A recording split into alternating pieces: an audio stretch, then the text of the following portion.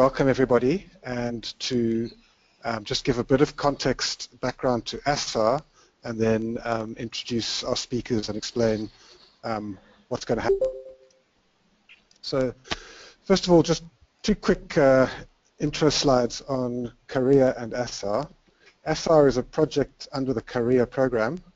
CARIAA stands for Collaborative Adaptation Research Initiative in Africa and Asia. It's funded by DFID and IDRC.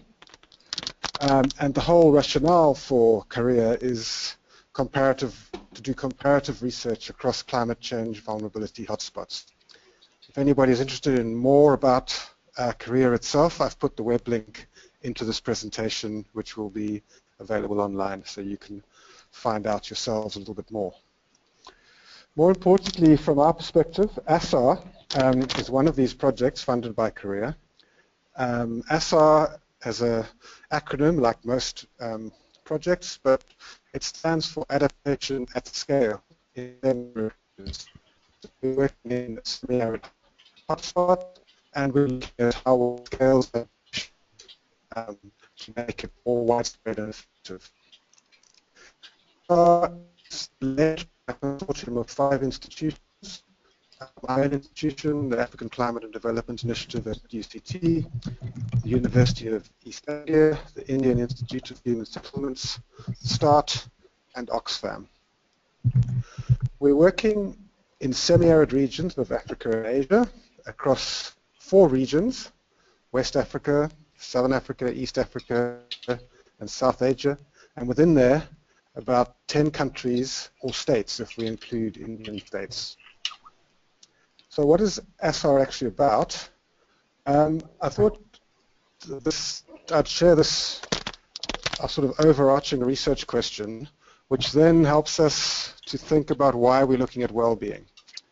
So what ASSAR is really interested in are understanding barriers and enablers for what we call effective and long-term adaptation. So going beyond coping with immediate climate risk to longer-term adaptation to climate change, and also understanding then, if we've identified the barriers and enablers, what are interventions or investments that are needed to enable better adaptation. And the critical word here with regard to well-being is effective. What is effective? Well, within ASSAR, one of our metrics or ways that we might want to measure effective adaptation is that it should enhance of those vulnerable to climate variability and change. So this is where this idea of well-being comes in, and if adaptation isn't improving well-being, then it's not being particularly effective.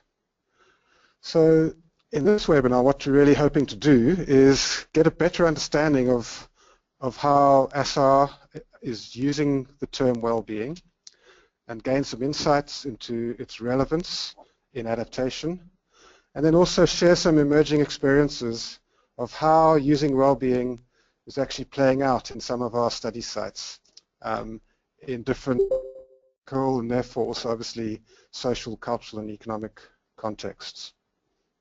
So how are we going to do this? We're going to start off with an introductory talk by Laura Campfield from the University of East Anglia, who's also working in the East African regional study site, where she's going to be introducing some key concepts and issues with regard to well-being for adaptation, or maybe adaptation for well-being, but how these two might be linked. And then we're going to have a panel discussion where we get some of these insights and emerging experiences from the ASSAR study sites. And here we're going to have Edmund Toten speaking from West Africa, Diane Spear speaking from Southern Africa. Unfortunately, Irene, who was going to speak, has come down with a virus that's put her out of action. Then Danny McGay from East Africa and Anjali Brahman from South Asia. That will all be facilitated by Jennifer Levy, but also Jen will also then lead the questions and answers from the audience. So that's kind of phase 3. And then I'm just going to say goodbye to everybody right at the end. So I think what I have to do now is hand over to Laura who's going to start off with our first presentation. Right, so as Marcus said, oops, share my screen. So as Marcus said, I'm going to talk about the relationship between adaptation and well-being. I ought to do some expectation management at the start. As Mark's outlined, we're very much at the start of the project. We've had about a year of preparatory research, stakeholder engagement, intensive literature review, and through that we've been able to see how a wellbeing approach might be beneficial. But at the moment we're starting to think through our methodology and how we can take this further. So although we'll be showing some examples through the panel discussion, we won't really be presenting very many findings because that's obviously going to be the next phase of 2 to 3 years of research, working quite closely with local people. So I wanted to start by responding to a question in the pre-survey questionnaire, which is, what is well-being? Well, this isn't an easy one to answer. Without going to Aristotle, I think we can look at a number of different ways in which well-being is framed. You might be very familiar with it as a marketing device. I was quite intrigued to see that the niche market of wellness tourism is apparently one of the fastest growing ones. It can also be seen as a normative construct. Societies have very strong ideas about what a good life is and isn't, and the kind of strategies people should be pursuing in order to get that good life. If you take a subjective well-being perspective, then you would see it being centered around what actually matters to people and people's own judgments about whether they're living well or badly. But you could also, from a measurement perspective, see it as the outcome of a set of domains. So if you add together performance in human, physical, social areas, then you should get a sum that sort of totals people's well-being. But the understanding, I think, of well-being that's most common within development studies, which is very much where the idea of well-being that we're using comes from, is well-being as a relational concept. So in the slides that follow, what I wanted to do was to start with some work that was done in the early 2000s by the Wellbeing in Developing Countries Research Project, trying to get a much deeper understanding of what well-being consisted in, one that could be operationalised then in a research methodology and could be generalised across 4 different countries. So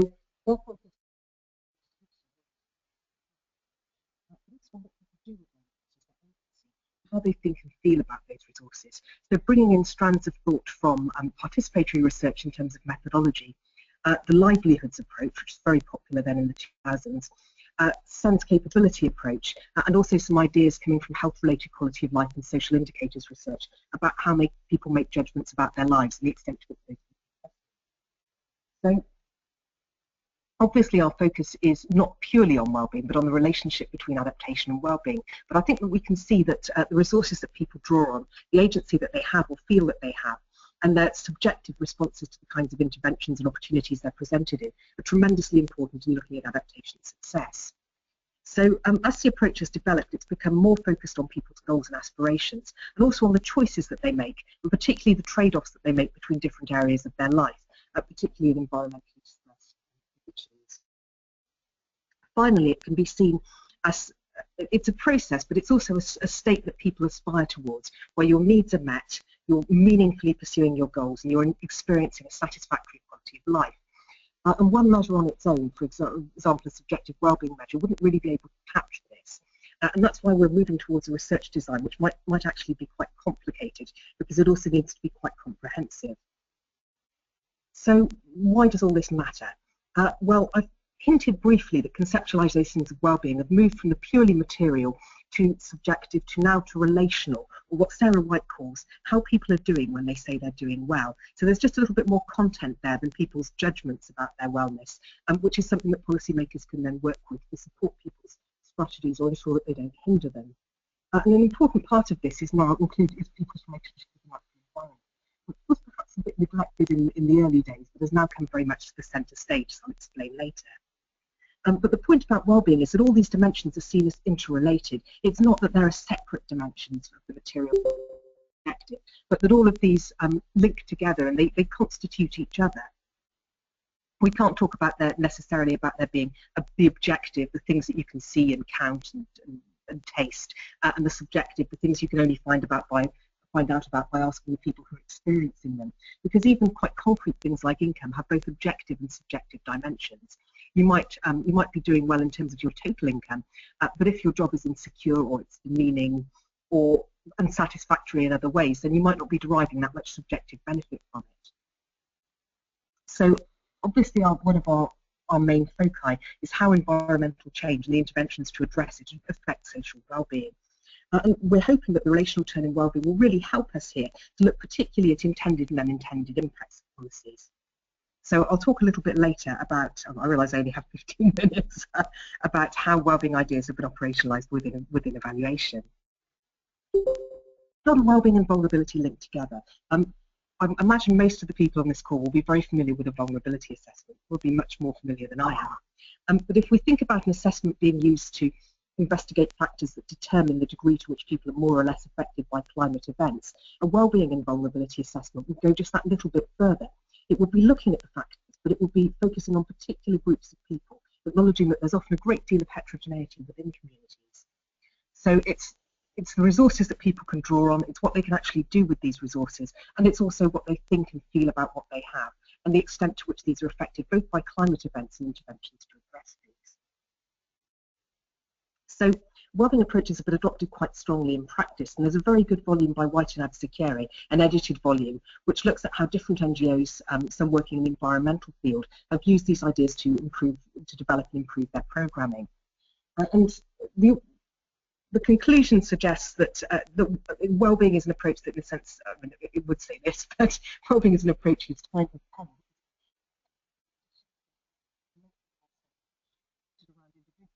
But also more sensitive to people's contexts and the relationships in which they're embedded.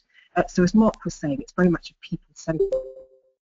It entails not only getting quite a sophisticated understanding of how people experience their lives, but also moving away from the concept of linear trajectories for interventions and looking in a more sophisticated way at the way in which feedback loops or tipping points, for example, an intervention that's resisted for quite a long time and then a critical mass of opinion in favour of the intervention is built up, and at that point the intervention starts to be successful. So a big part of this are, of course, the relationships between staff and recipients, and something that started to emerge quite strongly in Kenya was the way that relationships somewhat lacking in trust and continuity between local officials and people in the communities water management were really affecting the success of these. So what wellbeing offers ASSAR is a methodology for bringing together multiple different types of data, and obviously not just different types of social science data, remote sensing, aerial photography and so on, to address this question around the link between adaptation and wellbeing from multiple different angles. This requires us to be very sensitive, because this data may not necessarily say the same things. It requires us to be very sensitive and reflexive when we're thinking about the way in which this data is generated. But also to be quite politically sensitive. Although one of the benefits of a wellbeing approach is that it's perhaps less obviously challenging than, say, a rights-based approach, still, when you think about wellbeing and you think about people's aspirations within communities, they're often highly incompatible, and so it is quite sensitive, and there is a great potential for conflict. And as people who want to put their research into use and communicate with policymakers, we also need to be aware that certain types of evidence will be considered more credible than other types. So we need to be quite sort of savvy in the way that we put our messages across.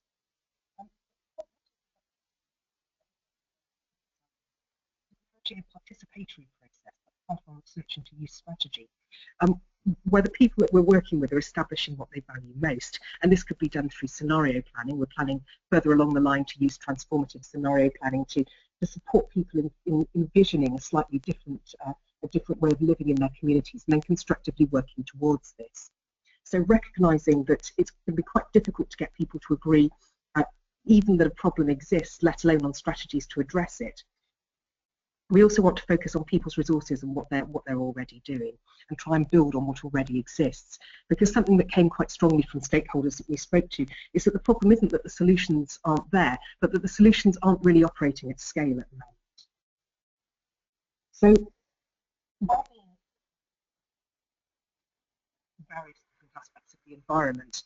And very protectively, and particularly around encouraging more participatory methods. The Ecosystem Services for Poverty Alleviation Research Programme has funded quite a lot of this work, which is quite exciting and something that we can definitely gain from. But it's all at the heart. It's looking at how people can live well together, but not just focusing obviously on a single generation, but looking into the future as to how we can support forms of development that are genuinely sustainable. So to pick a concrete example, Sarah Coulthard has done work on fisheries in India and also Tanzania, and her methodology has combined an assessment of human needs, which uses some sort of universal categories of need, but also looks at how they're specified locally, what needs are prioritised by local people, and what thresholds needs are considered met or not met.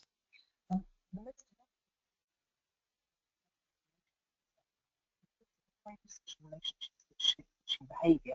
So if you want people to move towards more ecologically friendly forms of fishing, what relationships, what do you need to understand about the relationships that they're embedded in order to support them in doing that?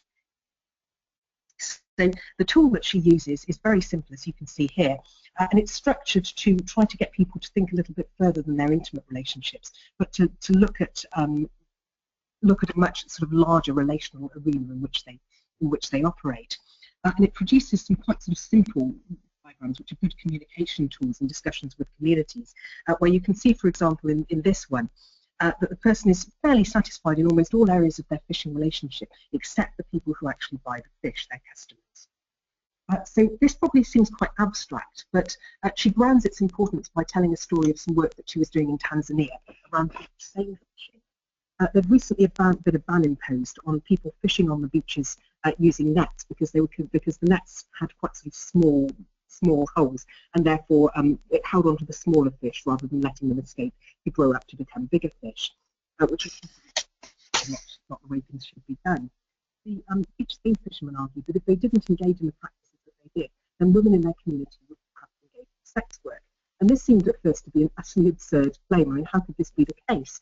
But what they were arguing was that women who worked as petty traders could only afford to buy these small fish to sell on to people in the community. They couldn't afford to buy the bigger ones. So if they didn't use the nets which caught the small fish, then they wouldn't be able to supply these women who would have to find an alternative form of livelihood in a resource-scarce environment where opportunities were very scarce, and this might mean turning to sex work. So this brings a point which is now very much realised within evaluation, in part due to the influence of wellbeing, that we need to look at a whole set of relationships around development interventions and problems in order to fully understand them. And that's why the kind of research we're doing is going to be fairly extensive, and actually over a number of years, 2 to 3 years in most cases. It will also involve working with a range of people that environmental projects don't necessarily work with, including young people. So one of the aims of this is to pick up on this concept of unintended social impacts, that an intervention might have very clear objectives, and in fact these objectives might be met in relation to quite a small group of people, but we need to look across the whole community to see whether you have a situation, as is the case, say, sometimes in ecotourism projects or projects around conservation that can actually create human-wildlife conflict. We need to see that all groups are benefiting, not just some groups. So I'm drawing to a close now, but I just wanted to present some examples from our very early work drawing on East Africa. As I've said, we're still developing the wellbeing methodologies that we're going to be using, but I think the individual panelists will be able to talk a little bit more about how this is being done in their particular countries. But what we did do in East Africa was to use a wellbeing lens to structure the comprehensive literature review. We did identify the initial problems. And we were able to identify 8 interrelated, what we call climate-related socio-ecological risks that affected people's livelihoods and well-being. The key point that emerged from the literature review was not necessarily around the identification of these problems, which will seem, I think, very familiar to people on this call, but quite a lot of detail on the way in which they affected different groups in very different ways. In the communities we were working in Kenya and Ethiopia, pastoralists, for example, were particularly vulnerable groups, also smallholders, the urban poor, often neglected, but in fact urban settlements were expanding very fast in the areas in which we were working. And we explored the reasons why they might be particularly vulnerable to not only to sort of lower adaptive capacities and perhaps lower access to training that's being given by extension workers to support adaptation, but also limited access to resources for adaptation practices. in terms of how we've sampled in East Africa for the research going forward, we've looked at how these multiple dimensions of vulnerability can come together in vulnerable locales, where you might have, for example, young pastoralists who've been dispossessed of their land because they've sold it for a relatively small amount of money. They're then displaced and moving to growing urban settlements that might not actually have good water and sanitation, and how this is going to play out over the next few years. Finally, as Mark was explaining, our focus is also on the resources and the responses that support livelihoods and well-being. And some of these are quite conventional and currently employed, and we will look perhaps at ways in which those can be made to work better, and some of the social barriers in making them effective. But we'll also look at approaches that are not necessarily standard interventions, but that people are taking to respond to these changes. For example, relocation and migration, approaches that might actually have some costs attached to them in terms of life.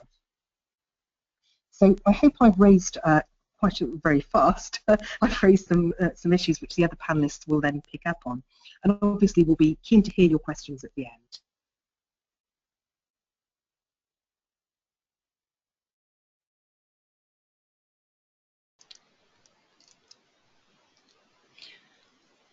Okay, thanks very much for that, Laura. That was fantastic. That was really interesting.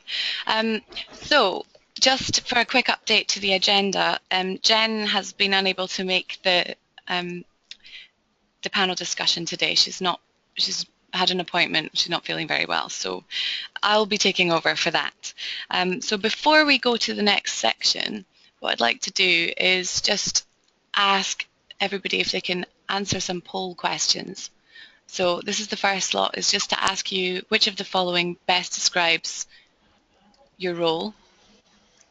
If you can, all attendees, just please answer this quick question on screen.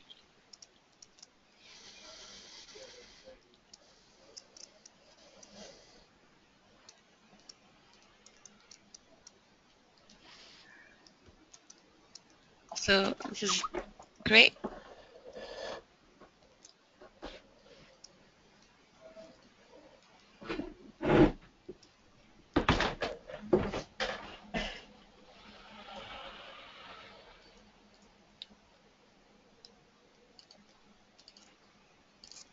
Great, thank you. We're at 87%, so I suppose some people who've logged in are not voting yet, but we're nearly there.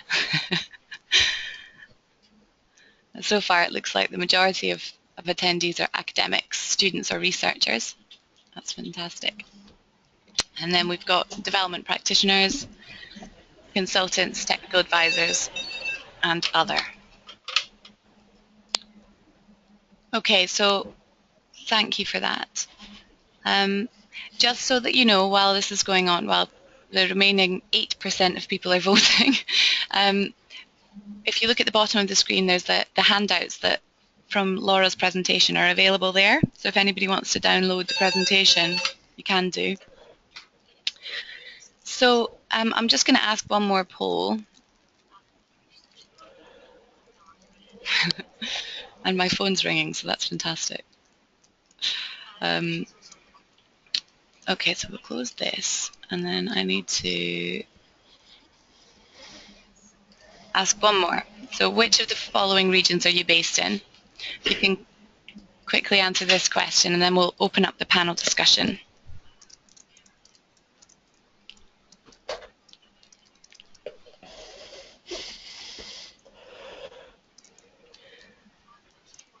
So we've got a lot of people from Southern Africa, and we've got almost the same number of people from India, and the rest of us are mostly from other. Unfortunately, we were only allowed 5 options, so it would be good if we could have been able to ask more detailed questions on where you're all from, but we wanted to know whether or not we had the ASSAR regions covered. So if we move on to the questions now, let me just unmute the panelists so everybody can chat. And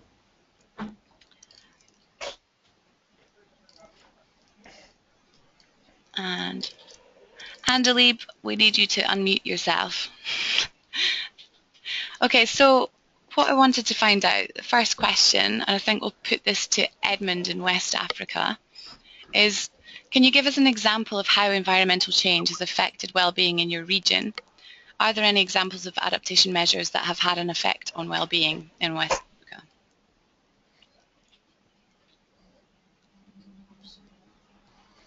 Edmund? Yes. Right, do you want me to share your screen so you can show the pictures? Okay, yeah. Okay.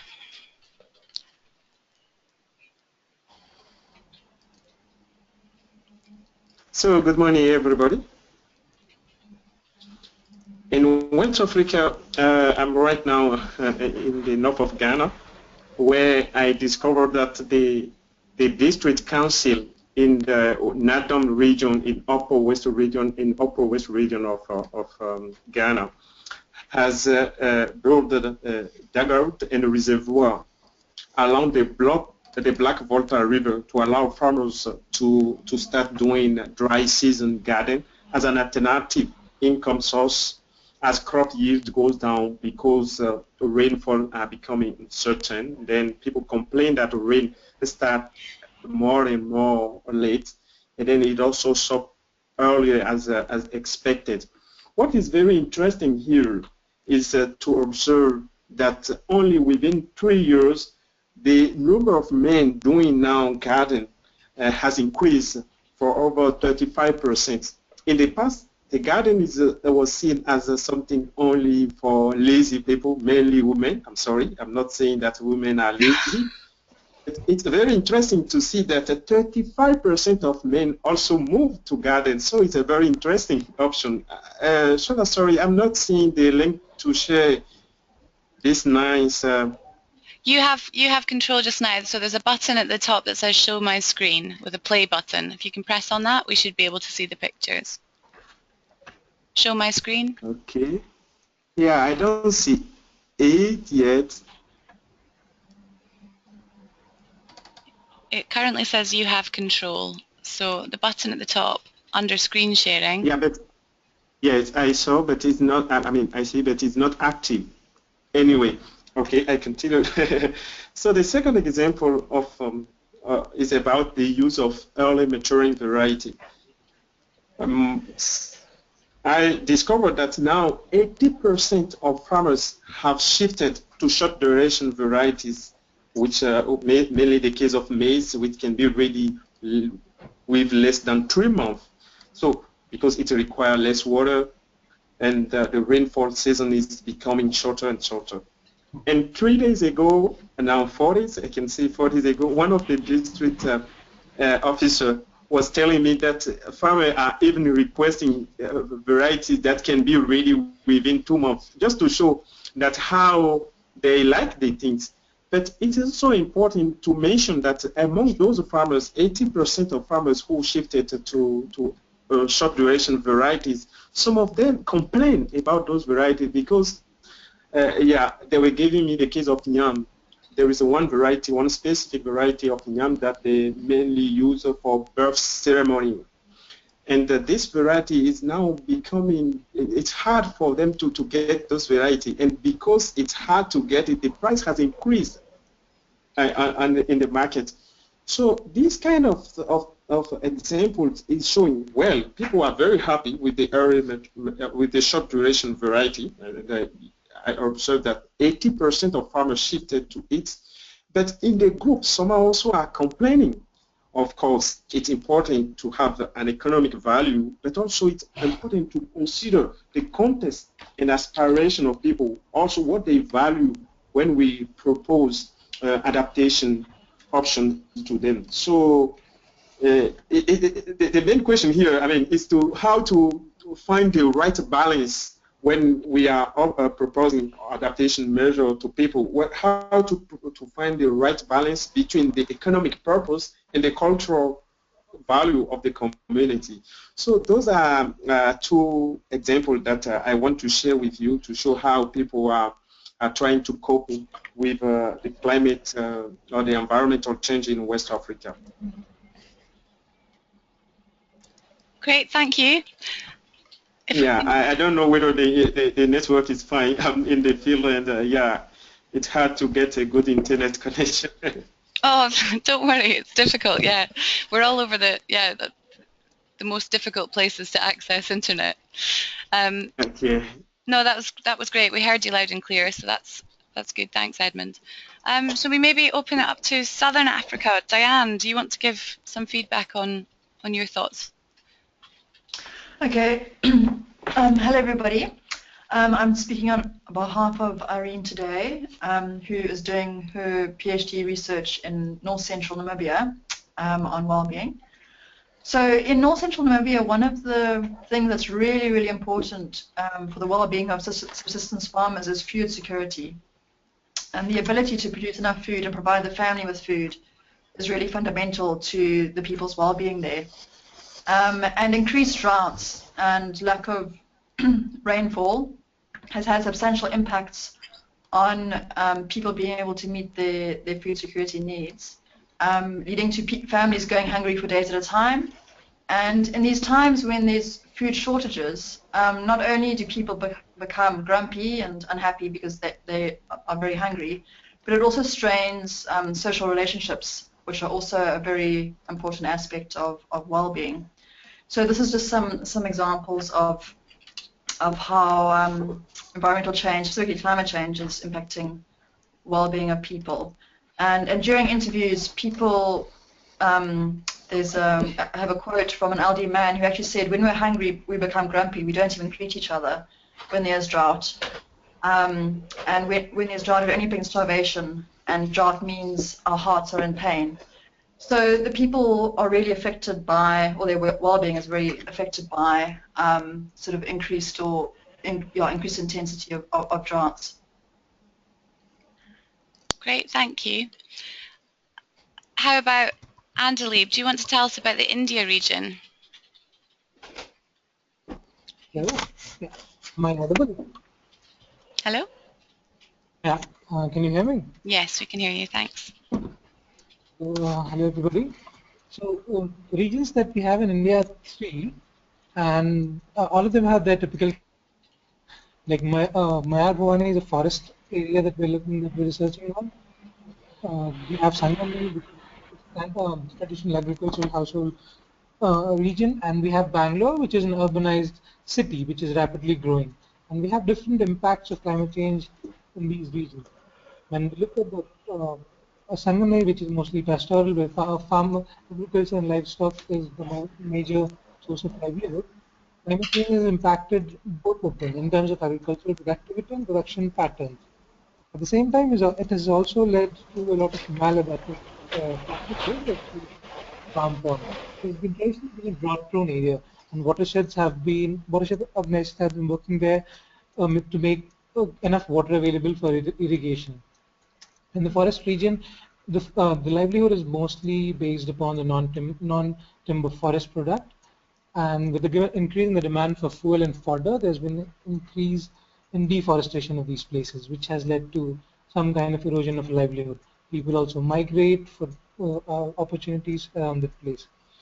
When we look at Bangalore, which is an urban region, I think one of the only regions in the ASSAR consortia where we're working on the urban, the issues are mostly of water availability and rapid urbanization of the city, which has led to change in the livelihood, erosion of commons and traditional sources of livelihood. Lack of infrastructure, people migrating from rural to urban areas has led to a different kind of a development paradigm there. And how how households are being affected there is one of the areas that we're looking to. We still haven't started with our field research. We'll begin in a month or so. So this. Okay, great. And do you have any examples of adaptation measures that have had a specific effect on well-being in the Indian region? In the Sangamli region, we have watersheds which have helped people since a drought-prone area, that has helped people get enough water for irrigation. Fantastic. So that is one thing. Great, thank you, Andalib. And Daniel, do you want to give us a brief overview of the East African region and how environmental change has affected well-being in your region?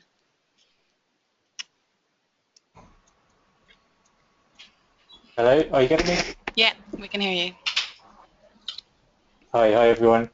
Yeah, yeah, just to give you sort of a brief overview, I'm very much working in northern Kenya in one of our primary sites. We've also got a primary site in Ethiopia, but in some respects some of the issues are similar in both sites. But in our northern Kenya site, particularly in the pastoralist system, which is a semi-arid belt which runs around Mount Kenya, there's been a lot of changes over the last 50 years caused by a combination of both environmental change and social change, conflict, drought, and increasing land degradation and settlement has caused a transition from what was previously a more diversified livestock system where people were increasingly mobile and had a diverse number of diversity of livestock, from cattle, sheep, goats and camels. There's been a transition to a more simplified and commercialized system with people keeping predominantly goats and camels and often employing contract herders. And as a result of these kind of changes, we're finding that women are now more often engaged in more localized trading activities, often selling water, wood fuel, and involved in goat trade, small stock trade, and camel milk trade. Whereas men are more involved in more long distance entrepreneurial activities, livestock trading, and employment as herders. And we're beginning to find this is having some sort of impact on relational and subjective aspects of well-being, particularly around settlements where people are sedentarizing, whereas in the past more traditional pastoral support systems were the norm. A lot of people had larger herds. They were able to offer support to the vulnerable, share milk, and also as restocking strategies they're able to share livestock. Now in urban settlements we're finding it's a lot more centered around community support networks, often around churches, mosques, and informal savings and loans groups. And particularly livestock is still a key symbol of wealth, we're finding, for most people. But increasingly, entrepreneurship and waged employment is seen as equally important for a good life, particularly for younger generations. And of course, our region in both areas is subject to sort of macro level economic development planning. And in northern Kenya, there's the LAPSET growth corridor with a pipeline and oil and a railway and a resort city, and this is also starting to change aspirations, and we're finding a lot of people are often looking to engage with this idea and sell land and engage more commercial activities as a result. Fantastic, thank you very much.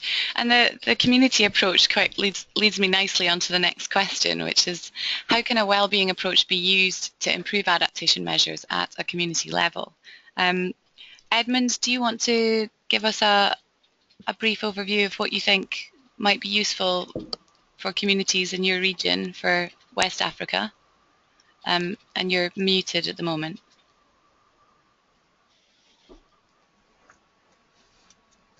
Or has Edmund left? Okay. Edmund is self-muted, so I cannot unmute Edmund. Oh, there he is. Yeah, I'm there. Hello. Yeah. So did you hear the question? Sorry, how can a well-being approach be used to improve adaptation measures at a community level in your region? Yeah, I think related to what just I presented in the case of the use of early maturing variety and how people complain. Of course, some of them are happy, but others, because they lose some of their variety. I think it's really important that we embed the well-being approach in the context of the people. We should not have the same thing working everywhere.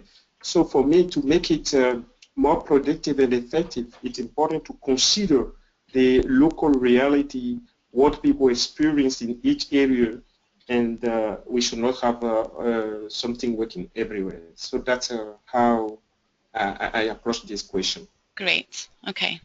That's brilliant. Thank you. And shall we move on to Diane to discuss how a wellbeing approach can be used to improve adaptation measures at a community level in Southern Africa? And Diane, you're also self-muted. Okay, so similar to what Edmund was saying, well, the idea of integrating the wellbeing approach. So as Mark said earlier, we consider effective adaptation to mean improving well-being, and this can be done through, as Edmund's saying, considering the local context. But in terms of well-being, what we often do, or what we do is get the community themselves to define what a good life is to them, so how they define well-being. So considering from the community perspective, what a good life is for them, you can use this information for better development measures or adaptation measures. So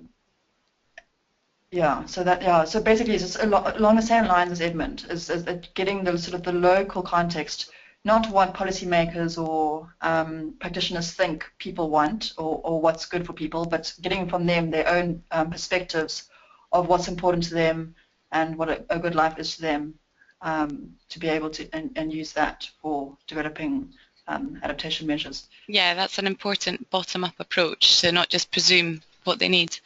So do you have any examples of what communities are saying well-being would be for them in Southern Africa? Well, so as I mentioned earlier, the really important thing, the one really important thing in the field site in North Central Namibia is food security. So, and a lot of adaptation approaches do actually address food security. So that's at a very broad scale level. Mm-hmm. So actually, I suppose at the moment the information that we have is kind of more general and broad. So there's the food security. But then also another thing, for example, is that people would like to have more jobs, to have employment, which is also a larger scale issue.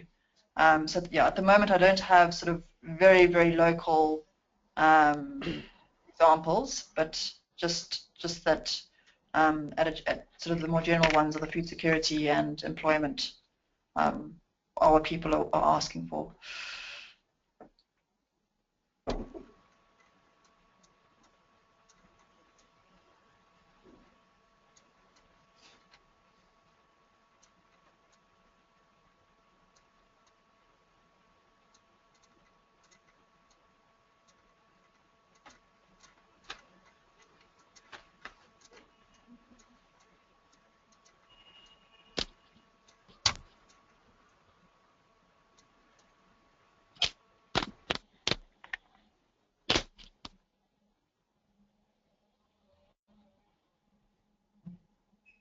And Dalib, how do you think well-being approaches can be used to improve adaptation measures at a community level?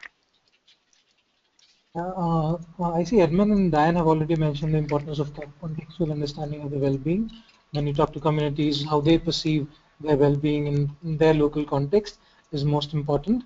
I'll add to that and say, like, how resources are governed at the community level is equally important, which is not from it doesn't come from the community, from what the local policies are. So, for example, in case of forests, you need to have clear delineation between how different resources in terms of forest produce or lakes or access to forest produce, in fact, need to be governed. Who has the right over it and who gets the remuneration from the produce? That needs to be clearly delineated, and that's an important well-being measure at the community. In addition to urban areas, we have the quality of urban health. Because in the case of Bangalore that we are studying, temperature increase and variability has led to a large-scale health problems through vector-borne diseases.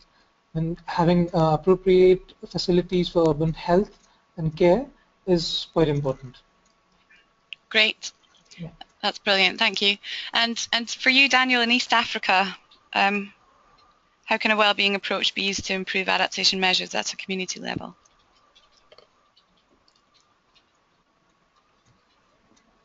Hi. Yeah, just similar to Andaleep and Edmund and Diane, but I think it'll help us understand clearly how well-being is differentiated between the different groups at the community level, particularly the meanings people attach to the different strategies that they engage in to cope with climate stresses. But I think more broadly, I think the approach will help us understand trade-offs at the system and ecosystem level. I think there'll be important trade-offs between how we develop adaptation approaches that can help some groups, win less and others lose less from interventions, because there will always be winners and losers, given how complex these societies are. So yeah, for me, I think the trade-offs is an important point. Brilliant, thank you. So if we move on, this is our final question for the panelists. So attendees, if you have any questions, start thinking about them now and maybe start posting some in the chat box, or think about raising your hand after this next question.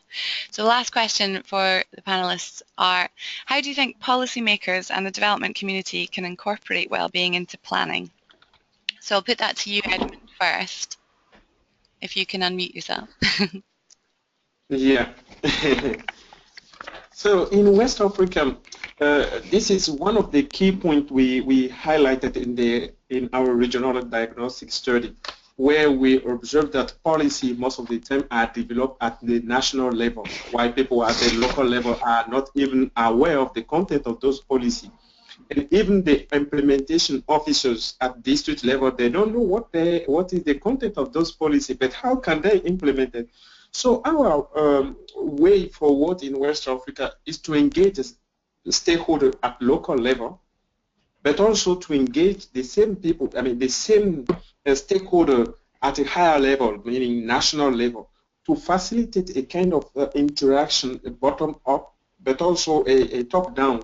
So by doing so, we think that it can be easier for policymakers and development community to interact with people at local level, to know what they are feeling, what are their needs, and how those needs can be effectively integrated into policy. So that is the way we plan in West Africa to facilitate a better interactions between national and local level. Excellent. So any sort of recommendations for the development community who are attending this webinar today, would that be to help to facilitate interactions between national and local level stakeholders? Yeah, in terms of recommendation, I will start saying that we cannot develop, we cannot plan well-being for people as policymakers. But we have to plan, when I say we, okay? So well-being cannot plan for people, but well-being can be planned with people, meaning that it's not something that have to be developed at only one level. So engaging those people from local level into the process can be a way to do it differently and have better impact. Yeah. And to empower people. Yeah, brilliant. Thank you, Edmund. Diane, how do you think policymakers and the development community can incorporate wellbeing into planning? So as Edmund is saying, by considering the wellbeing aspects when developing adaptation programs, but also instead of using a standard vulnerability assessment approach, so often with adaptation, implementation of adaptation measures, a vulnerability assessment is done or information on vulnerability is used. So the idea would be to incorporate well-being and sort of add the well-being dimensions to your standard vulnerability assessment. Yeah. But also one of the useful things about well-being is it provides forward-looking approach to development and improvement of well-being, which is particularly important in the face of climate change by considering what's going to be happening in the future. So the aspirational aspect of well-being provides information on the kinds of things that people aspire towards, and can give you an idea of what kinds of things people might prefer to be doing. So, for example, maybe in the future, people that are currently livestock farmers will not be able to continue being livestock farmers because the climate will change so much, and it would be better for them to shift to another source of livelihood. So in terms of planning, looking or thinking about aspirations, but also thinking about having to change livelihoods, wellbeing provides a useful framework to use. And in terms of sort of planning and policies, strategies need to be put in place to enable diversification of livelihoods or the shifting of livelihoods. And you can use the aspirations or knowledge of aspirations to be able to do that. Brilliant. Thank you. So not using standard approaches and incorporating well-being dimensions to well-being assessment, I think that's a good example of what people can be doing more of, and thinking about the future, and building that into the planning, which I think the information on not using standard approaches is probably the most useful, to not just keep reinventing the wheel. What do you think, Andaleeb, for the Indian region? Yeah, that is very correct when she says you have to see the nuances of the context and then take it to a larger stakeholder level. And the other thing is, like, well-being, since being a multidimensional concept with a lot of, it's assumed a lot of indicators there, we need to be mindful of having different dimensional well-beings when it's going to be scaled up. In terms of, like, local, at local level, you might have some other well-being measure more important, and then when you talk to stakeholders at the provincial level or the central level, their interests might differ. So we need, while scaling up, we need to streamline the well-being approach at each of these levels, so that we have a cogent and a clear, coherent objective at the end. Brilliant, thank you, very succinct, and looking at how to scale up. And finally, Daniel, for East Africa, what do you think the best recommendations you would have for how policymakers in the development community can incorporate well-being into planning? Hi, yes.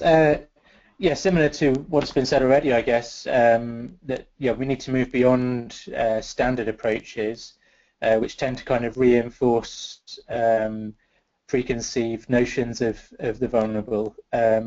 And hopefully by integrating well-being thinking, I suppose, into the governance approach, we're actually kind of looking more critically at what are the pathways to sustainable adaptation for society as a whole, recognizing that well-being is dynamic. I think what was said before, that aspirations are changing. So identifying those pathways that lead to sort of win-win situations for the masses, but also recognizing that in the context of sustainable development goals, economic growth is not necessarily going to lead to enhanced well-being and resilience outcomes. So it helped to think of livelihoods in a more holistic way. Yeah, that's a really important point as well. Okay, so thanks very much to the panelists. We've got some questions from the attendees. And again, if you're attending and you have a question, feel free to put your hand up. We've got 2 to start off with. So we'll start off with you, Noel. I'll just turn on your microphone. Do you want to ask the question? Hi, everyone. Can you hear me? Yep. Great. Thanks very much for the presentations. I was impressed by what Laura had to say about well-being approaches, and I think in this issue of reconciling or finding compatibility between rights-based and well-being approaches, it's really fundamentally important to engage people on the level of values, because unless in these participatory approaches that Laura has advocated, these values are surfaced, explored, and deepened, it is going to lead into conflict, the kind of interventions that typically are run by government on the basis of policy.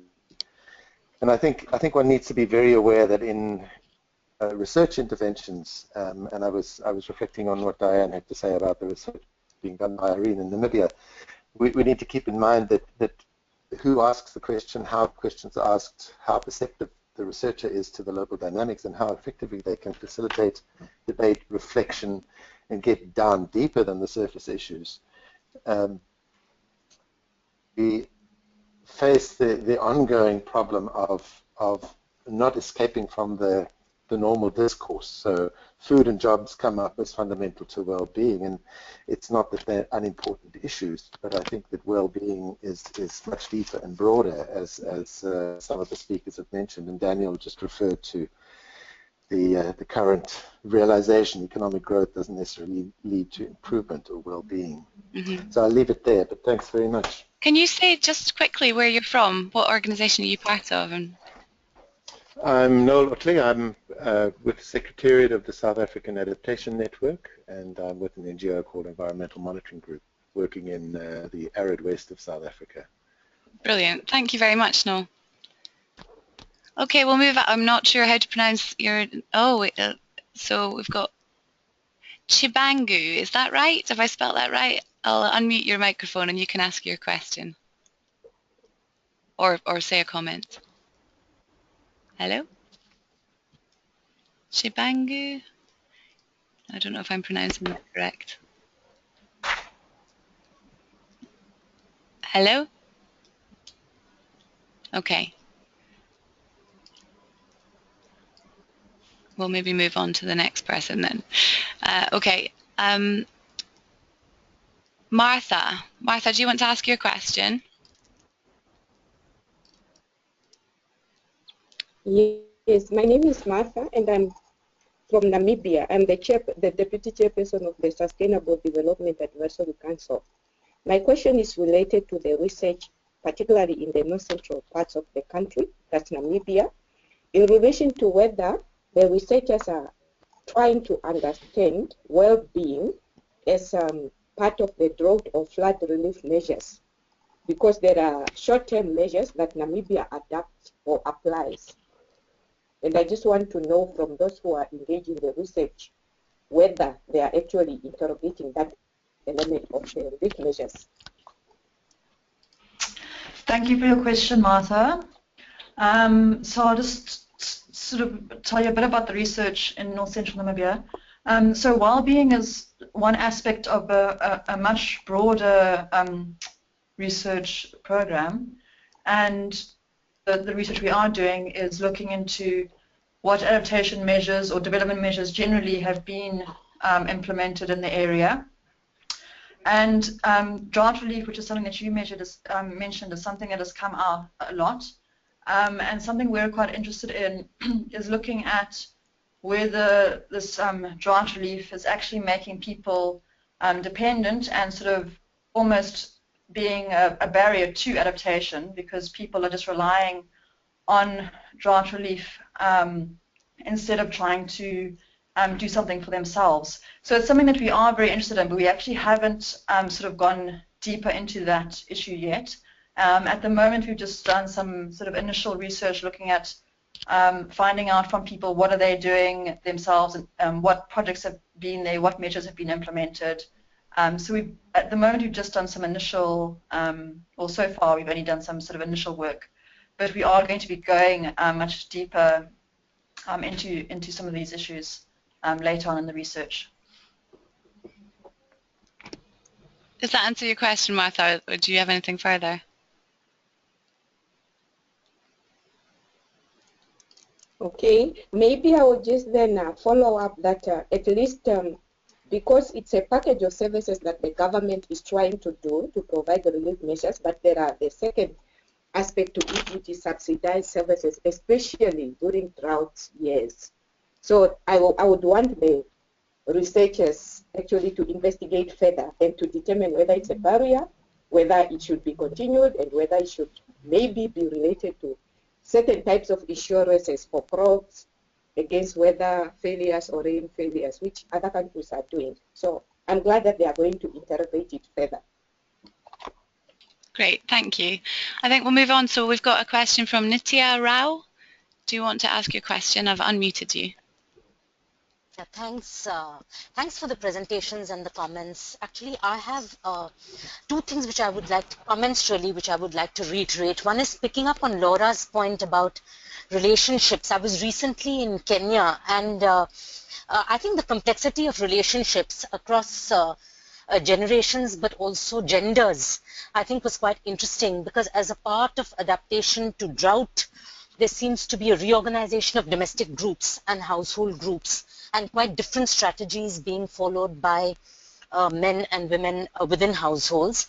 Some of these are short-term strategies, and some of them are longer term. So I think, there's a layer of complexity which I don't think we should miss when we are thinking about well-being, by bringing it down only to community level, because I think within communities also there's quite interesting dynamics that are taking place.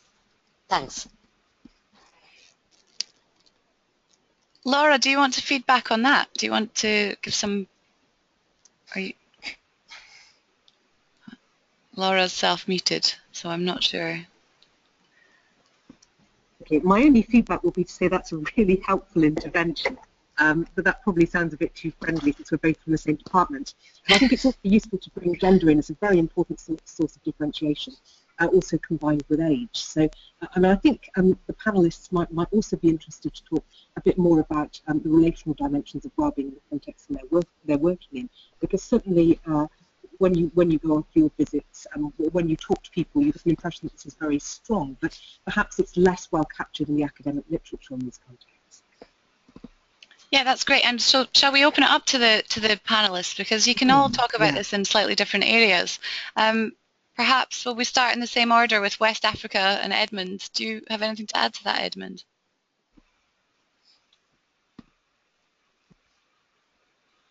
And you're muted. I don't know if you're talking.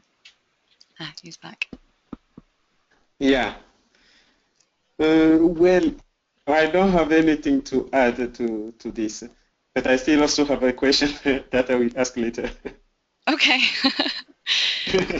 So generations and genders. Shall I open it up, or shall I just run through? I'll ask Diane, do you have anything that you want to add about the relational aspects and the layers of complexity there? Well, I'll just say that this is something that we're going to be researching more, and it's definitely a focus of our work going forward. And we definitely are expecting there to be large differences in terms of generational and gender issues. One thing I can say is that in Namibia, one of the issues that has come up is the issue that often people don't want to sell their livestock. So there'll be a drought coming, and they'll be advised the best thing for them to do would be to sell their livestock. And the older generations, because of cultural issues largely, they resist selling livestock, because the livestock is seen as wealth and it has great cultural value. Mm-hmm. And they end up, this makes them very vulnerable to climate change, because they'll end up losing a lot of their stock, which is basically all the sort of the capital that they have. Whereas younger generations, they're not as tied to the cultural values, and they will be more willing to sort of part with their livestock. So there are these kinds of issues that come in related to culture, and also, again, I mean, with gender, also the gender issue is also very tied to cultural aspects. Mm-hmm.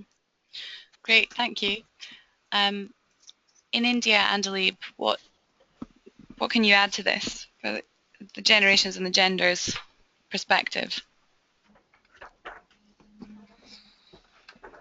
Yeah, we are going to look at this in a much more detail in the months to come. And this we're quite mindful of the fact that this the gender relations in these kind of situations do exist like this, and and we are going to look into it in a much more detailed manner with oral histories, asking people how they access resources, how it affects between the intra-household inequalities that exist. Yeah. Yeah, that's what I can say as. Yeah. Okay. Great. And Daniel, do you have anything to add for East Africa? I'm sorry you're always at the end, so everyone said, they've all said the majority first. Yes, I mean, Nisha and I have just returned from the field, so this is, I kind of alluded to some of these issues in my presentation earlier of some thoughts around well-being, but yeah, there's definitely a lot of complexity at the household level, and having now gone through the kind of baseline assessment work in both of our primary sites in East Africa, we can now perhaps see where we can target some specific research to unpack this complexity and actually focus more on as well on the role of climate within this.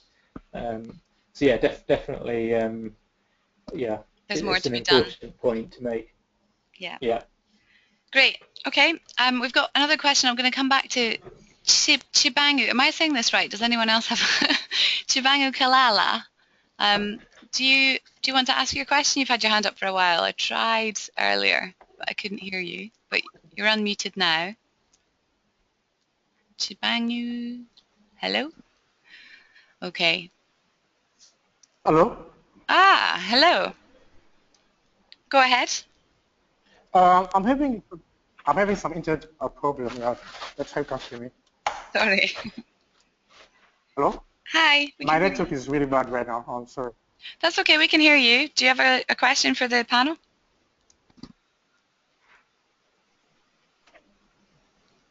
Chibangu, do you have a question for the panel? Or a comment?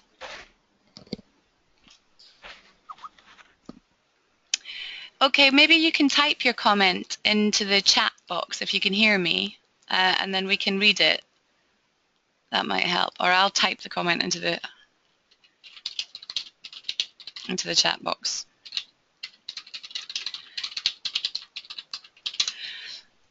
Oh, so does anybody else have any questions? Because I'm not hearing anything from Chibangu. Yes, I do have one. Oh, hello. Good. Fired it out. Yeah. Is that Edmund? Yeah, okay. So regarding the subjectivity of well-being, where we all agree that we need to consider the local context, to consider what people value the most, and we are aware that even within the same region, we may come up with different perspectives, we may come up with different figures. So I wonder how this kind of this can allow a cross-region comparison between case studies. We may come up with different things, and how can we compare across region? Maybe Laura should step on and yeah. Yes, I mean that's very much the $100 question. It is a challenge, but when you look at particularly global studies of poverty and well-being, such as consultations with the poor, you see that at a higher level there is a certain amount of consensus, and generally across societies you find that intimate relationships are important to people. But what those relationships are and how they're specified and why they're important certainly does differ. But as you were saying, it differs within societies as well as across societies according to generation, age, socioeconomic status, and other important differences. I think with a case study approach, you're always recognising that you're dealing with quite unique situations, but that if you've sampled the cases strategically, you know what they're a case of, then comparison is possible.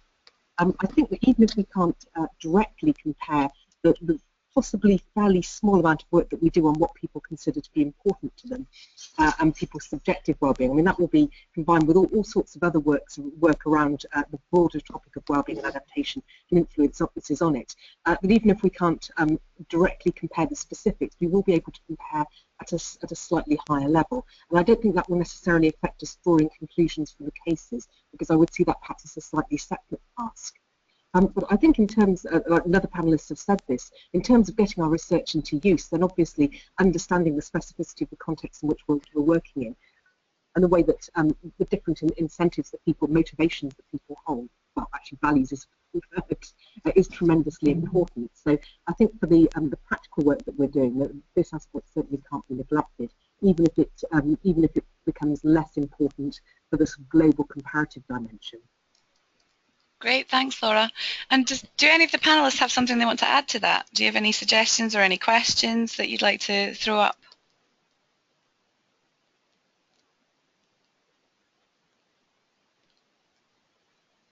I'm hearing nothing. So, in that case, if there's no more questions from attendees, oh, there's Martha's got another question. So Martha, you need to press your unmute button and then you can ask the question. Okay, thank you, Shona. I want specifically as well to ask the Namibian researcher if they can, because they raised the issue of sort of social relationships being strained.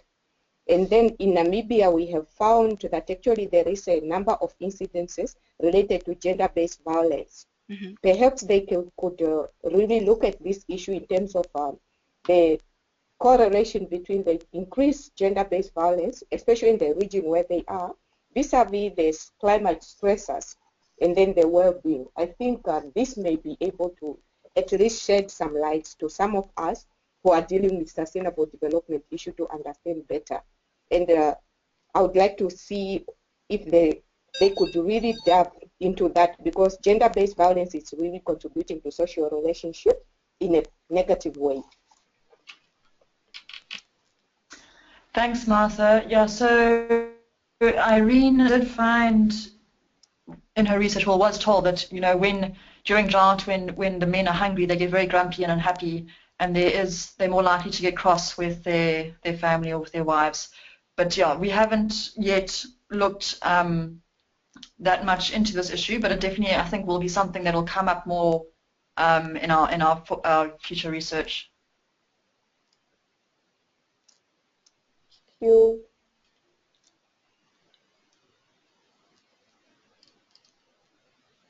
Diane, I think you've suddenly muted.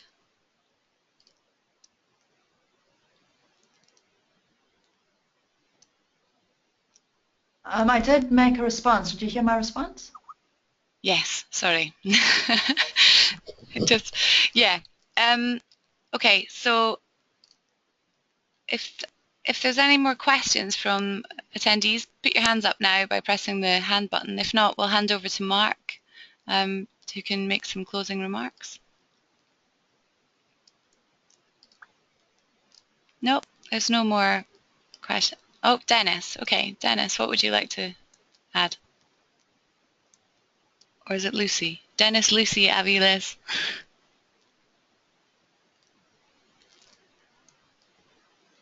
Do you want to type it into the chat box instead?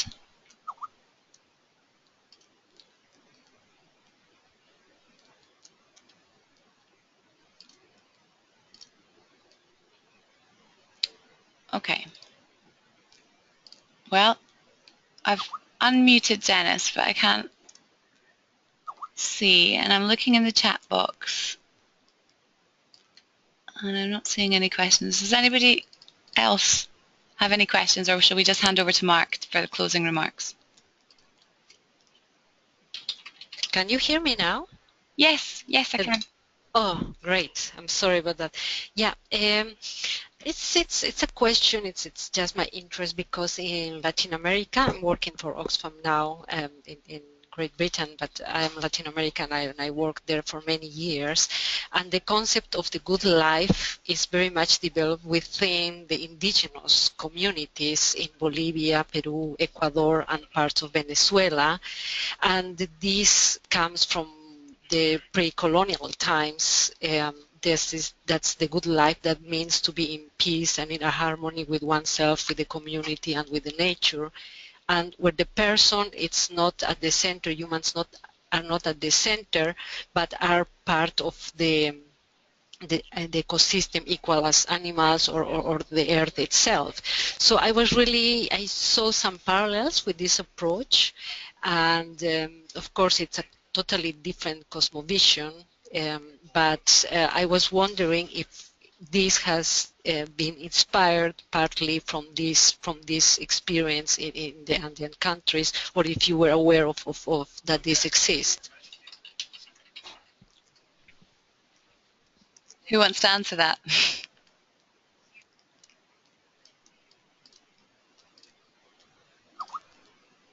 Laura, do you want to take that question?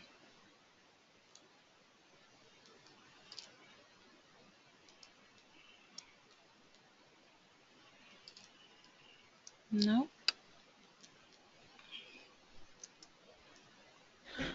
I'll say something. Thank you, Diane.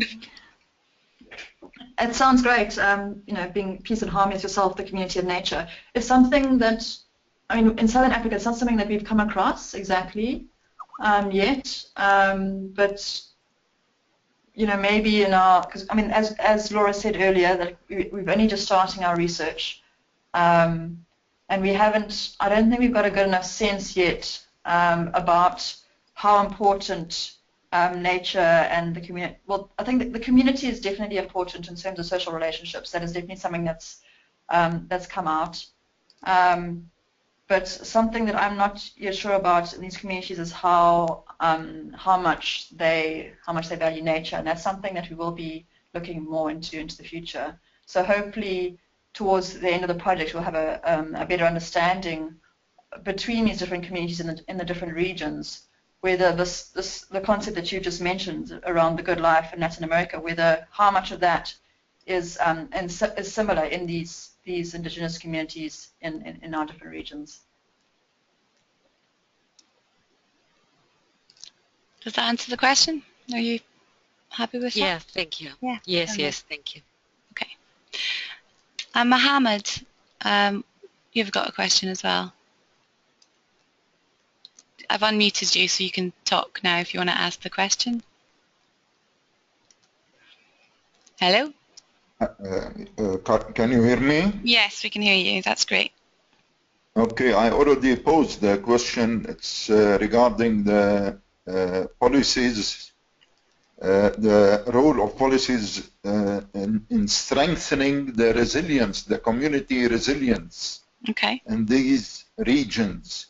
Now, normally, or usually speaking, you know, these policy actions or policy-oriented actions are still very weak in developing countries.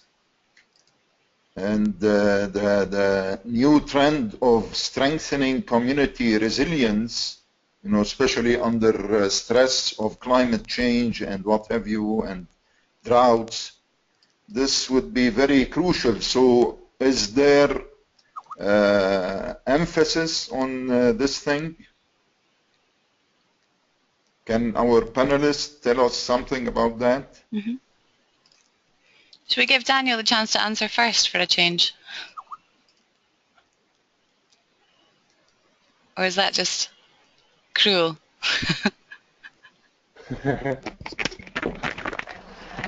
Hi, hello. Hi. Hi.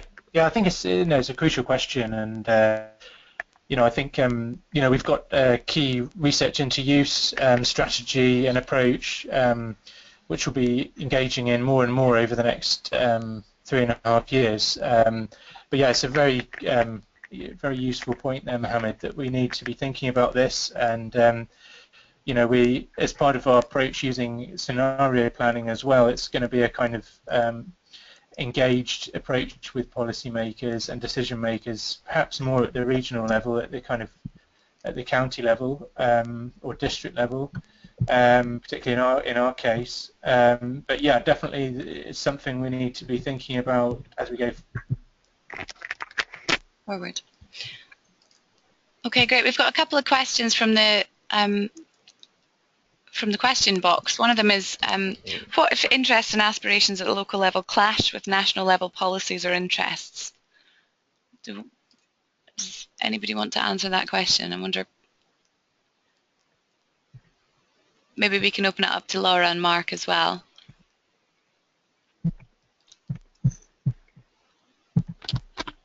I can give it a try.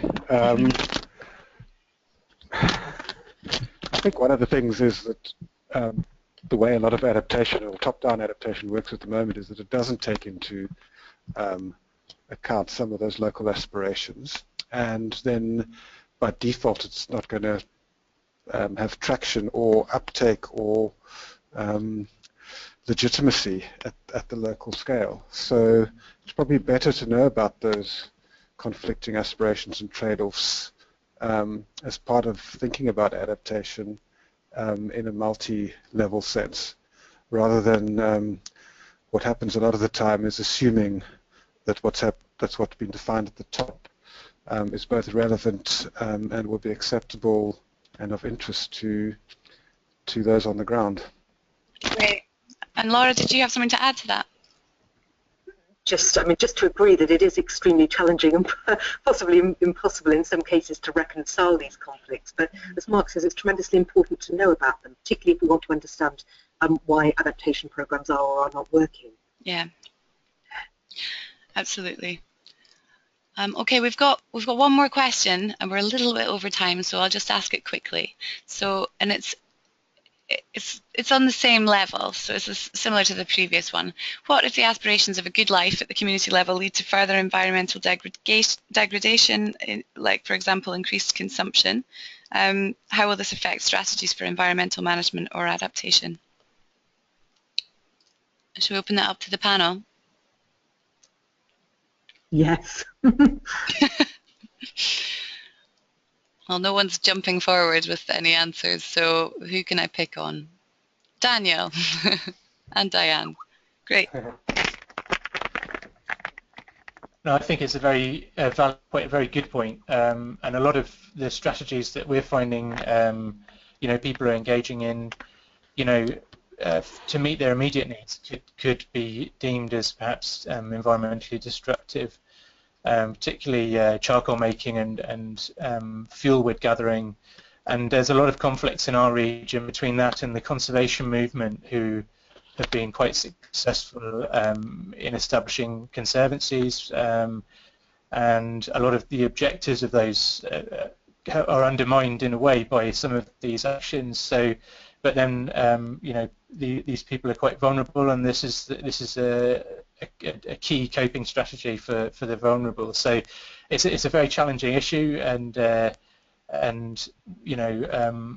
it'll be one that we'll be looking at very closely. Yeah.